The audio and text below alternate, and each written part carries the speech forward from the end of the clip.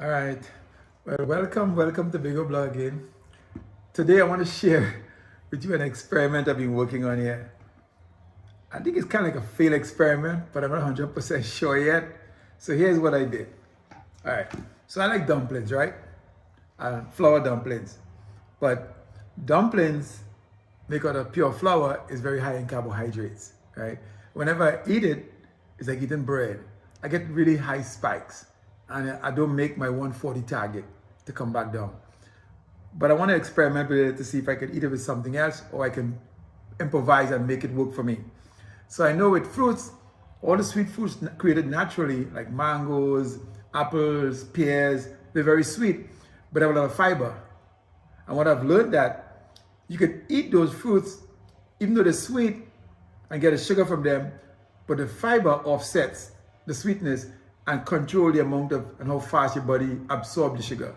So how much sugar get absorbed and how fast it get absorbed is affected by the fiber in those fruits. So they design naturally to give you the sugar, but they design also to help you control the sugar.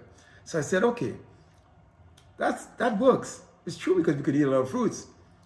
What about if I take the flour and add fiber to it? Would that make a difference? And so what I did, I took the flour and I get some coconut, this coconut here, see? I get coconut and I break the coconut like this and I take off the inside, the pulp, and I take the coconut pulp off like this and I grind it, I blend it in my blender real fine and I mix it with the flour, so I end up making coconut dumplings, right? So I add fiber to the flour, which I'm thinking, okay, now it have carbs, but I add some fiber, and if fiber in the fruits and stuff helps the sugar digestion, maybe this might help, and I could eat dumplings. So I did 3 dumplings yesterday, and I had some callaloo, which is a spinach and okra mix with crab and some greens, but I had it with stew chicken. So this is stew chicken. See, so I had it with stew chicken. And so I ate the callaloo, the dumplings, the greens, and stew chicken with the crab. And I said, cool, my should work because I added fiber to my dumplings. But after an hour and a half, when I checked my blood sugar, I kind of jumped, like, what? So let me show you what happened. So after an hour and a half, I was at 87. See? So it didn't really work for me, right? 187. Actually 187, sorry.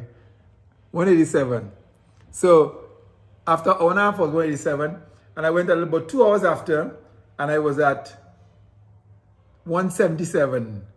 And it took a little while for me to go back under 140. So that didn't work. So I'm like, why it didn't work? So my wife said, she said, remember when you eat chicken with carbs, it always increase the spike. So I said, oh, that's true. I had chicken with it. I had stew chicken. Chicken has 38 grams of protein, which is 76% of daily recommended for a diet. So I said, okay, no. So maybe the chicken add with the cornmeal dumpling create that big spike, and it took about 3 hours to go back down. And I don't want to take that long. It took about 3.5 hours actually. So I said, today, let me try this again, but I'm gonna take off the chicken. So this is the last experiment of this dumpling thing without the chicken. So I have the same food, except I take away the chicken. I just eat a crab. See my crab? Yeah, nice. I get the crab in the spinach and okra, it's called a callaloo, and then my greens, and I have 3 dumplings, same 3 dumplings, but the same size, big ones, right? So I want to see if I could eat 3 big dumplings, because when I travel, my mom likes to cook dumplings, and I can't go and tell my mom I eat your dumplings because I have diabetes. She don't want to hear that. She wants to eat what she cooked. So I tested myself out with this. So today, I'm going to see if I leave up this chicken and I eat this food, if I can make it back under 140 after 1.5 hours. Now, if that works out, I know for a fact turkey only have 8 grams of protein. And beef only have 20 grams of protein, but chicken have 39 grams of protein. And protein does convert to sugar too. The body just converts. So if that happens, if this works out, then I know I'm confirming again that a combination with the carbs, stay from the chicken when you have too much carbs in your plate, and use beef or turkey or lamb or something else. Or fish. Well, fish is way better than everything else if you use fish, right? But use the chicken in a different combination, but not with this heavy amount of protein, because these 3 dumplings are pretty big. See, good size dumplings. And I love dumplings. My mother loves to cook dumplings too. So today that's going to be my experience. So I failed on the first try of this, and I'm not going to do it again. I'm not going to eat that again because I like taking 3 or 4 hours to come back down. I don't like that. I feel it tingling in my body. I didn't feel good. So today I will find out if I can continue eating this. Otherwise, after today, I will keep the dumpling. And if I eat dumpling, it'll be little tiny pieces just for the taste of it. Because when I eat something I know is not good for me and I really want to eat it, I eat a really small portion just to get a taste in my mouth. And it doesn't bother me any. But to eat an enjoyable portion, I have to know if I can eat it with something, what I can eat it with. So again, you see, I work my combinations. That's where I'm trying to find my right balance to eat and balance my sugar level and keep my weight down. So if this works out, then I can say this combination is good. So in the future, when I eat a dumpling, I won't eat dumpling every day because I try to avoid too much carbs every day. When I ready to eat dumpling, I know I can eat it, but leave them chicken out. Either put a different meat or no meat. The crab is meat, so I get the meat here anyway, right? So let's see. I'm gonna chunk down on this food here now, and let me take a taste though. I always gotta take a taste for you guys here. I'm really gonna eat the food for real. And it's good. And the kalu and the dumpling together, it's really tasty.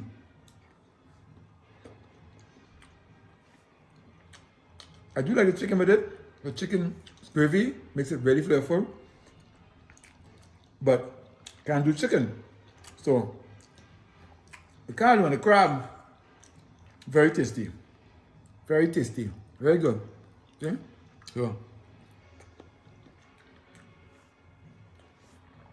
I can't show how I eat this because this is a messy cracking and breaking, and I eat at last and enjoy it. And I have my greens. I always have my greens. I always eating greens. 25, but I always eating greens all the time. I keep cooking greens every day, different, and keeping in the fridge. I'm taking it out if I eat twice a day. Twice, not every day, but twice in my last twice. But today, I'm gonna see if I fail twice. Okay? So let me go ahead and eat this and short a video today. No cooking. In about an hour and a half, I'll come back and let you know how did this work out for me. Alright? So blessings. Love.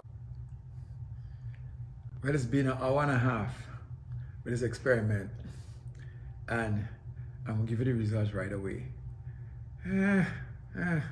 Okay. I just took my blood sugar at an hour and a half, and it's 164. 164. So this experiment was partially successful. I would say partially successful because taking away the chicken brought me in type 2 diabetic range, good range, which is under 180, which is the normal medical range for a type 2 diabetic after an hour and a half of eating something. So taking away the sugar, which taking away the chicken, which previously caused me to come back about 187, I came back at 164. So the chicken, taking away chicken did help. So that part of my theory where chicken with big food with big carbohydrates, always terrible. You gotta eat chicken, but chicken plate must match up with things that not so high in carb. So that part of my theory worked out.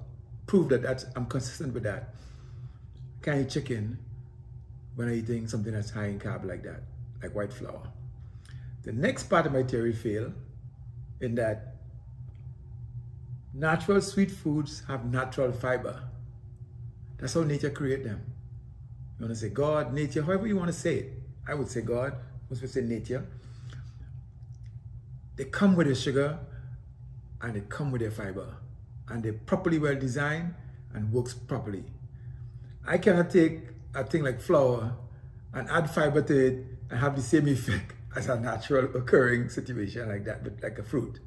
So I prove I'm wrong, I can't do that. So I thought I could add the coconut to the flour, which add a lot of fiber to the flour, make a dumpling, and that would have a similar effect of having fruits, sweet fruits that has fiber. Well, I proved that that's useless. That's not gonna work. So the bottom line is dumpling with white flour is tough to eat as a diabetic. You're gonna have high spikes. So you should not eat it, or if you're eating it, a very small portion. So normally when I eat dumpling without a test like this, I don't eat more than one or a small one, because I like it, I eat it still. And I can eat anything. So part of my tests prove out right. Stay from, watch your chicken when you're eating with other carbohydrates. And you could eat turkey because turkey have way less protein than the chicken, and it doesn't have the same effect. I tested that. Or eat other type of meat when you're eating lots of carb, or reduce the carb if you're going to eat the chicken. In this case, you can't try to make something fibery that has less of sugar. You could do it now. You could enjoy the natural occurrence of that, but you can't make it happen because the flour has like about 95 grams of carb per cup. So the white flour is just naturally high in carb. So you just want to stay away from it. And here's the danger. If I didn't test this and I eat, because that food had the callaloo and 3 dumplings and something, that wasn't very, very filling, right? It wasn't very filling because the callaloo is very liquidy. And because it wasn't filling, I had no meat in there, I feel hungry after an hour and a half, 2 hours. If I didn't know my blood sugar is say 187 or 140, I will eat something else again this time. Because I feel like I ate 2 hours ago, I could eat something else. And if I eat the wrong thing now, there goes, I'm starting to spike from the 180s. You see? So if I drink something sweet, or eat a fruit, or eat anything with carbs in it, or anything very high in protein in it, I could quickly move up to 250, 200, 300. And the thing about it, it's silent. You don't know it's happening. You don't feel, you feel, I just feel it now because I've been testing and monitoring my body, but in a normal circumstance, you don't feel nothing. It's a silent killer they call diabetes. You don't feel anything, you see? But if you know, like I know, the range is not that bad. So I'm in safe range. It's not my perfect range, I want to be under 140, but I'm in a safe range. But I know what it is. I know I don't have to, I wouldn't make a mistake and eat anything until my next test, which it has to be under 120 before I eat again. So I'm fine. I'm not hungry the way I have to eat, but I could feel peckish. And I would take a snack on something like a peanut butter and cracker or some kind of thing, which is bad. So not the right time to do that. So because I'm testing before and after and monitoring my food so closely, I know I can't eat again until I test maybe in about 2 hours from now, and I'm down under 120. That's the safety in what I'm doing. That's the beauty of safety. And it allows me to take a chance like that and eat something like that and then wait and let it go back down to normal before I go and spike my body again. I have these, because what happens when you do it, you keep doing these spikes like this, which is really bad for your health and your heart and your arteries and for everything. So if I get one big spike because I ate something, it's not even that big, it's in range, then I can taper it out for a long period of time because I'm keeping track of where I'm at all times. So even though I'm in a safe zone and I have my body, my diabetes under control, if I flex out and don't pay attention and go back eating erratically, I could take my diabetes up 3 times when I was feeling really, really sick and thought I wasn't gonna make it. Because I was feeling so sick, I didn't know why I was so sick. That's what happens. So my whole blog and all my videos is to encourage to test your food, know your food, study your carbs, study your protein. You don't have to, I'm not on a diet, I eat everything, but I know what's in each one. And I eliminate stuff not because of a diet, but because I know it's just spiked me too high. And I eliminate it right away. Because I don't want to lose on the nutrients of all these different things and my body lack any of these nutrients. So I try to eat a wide range of food to get a wide range of nutrients, but I just monitor the sugar side of it and keep the sugar side of it low as possible. So this wasn't too bad. I was within diabetic range under 180 this today, but 140 is where I stay most of the time. So only when I'm taking a risk like this, I go up this high. But I have to take it because I would not know, and I don't want to ignore food without proving I can't eat that food. See? So I'm going to encourage you guys, if you like my video, share it with anyone you think it can help. Use it for yourself. Use the idea for yourself. Test yourself. Even though you think you don't have diabetes, test yourself and check, because there's so many people with diabetes that doesn't know they have it. Because you don't feel it. You feel normal, you feel good. It's not really a sickness that you feel. It's a hidden sickness. So test yourself, at least junior annual, if you cross 50 especially, check. If you're under 50 still, you can still check at any time. But if you're, and you get in your past your 45, 50s, do your annual, take the A1C test and kind of know where you're at, all right? Because it's very helpful. I feel really good. Within about next hour, I should be down to normal. Because my body is normalizes pretty quickly now. Not like in the past where I struggled and struggled and struggled. I'm doing really good. So I hope you enjoy that. Hope it's going to help you. Come back. I constantly doing these tests, and I constantly expanding my food choices and teaching myself what's the good food I can eat. And I have a nice repertoire right now. So I do eat really good and I enjoy my food, but I know what I'm doing because I test what I'm doing and I understand how to start and how to finish was, all right? So do the same. Blessings. Come back, subscribe, and share the video and like it. Give a like, to encourage. Keep encouraging me, because I'm going to do it anyway, but any encouragement, we are human beings, we like to be encouraged, all right? So blessings. Thank you very much.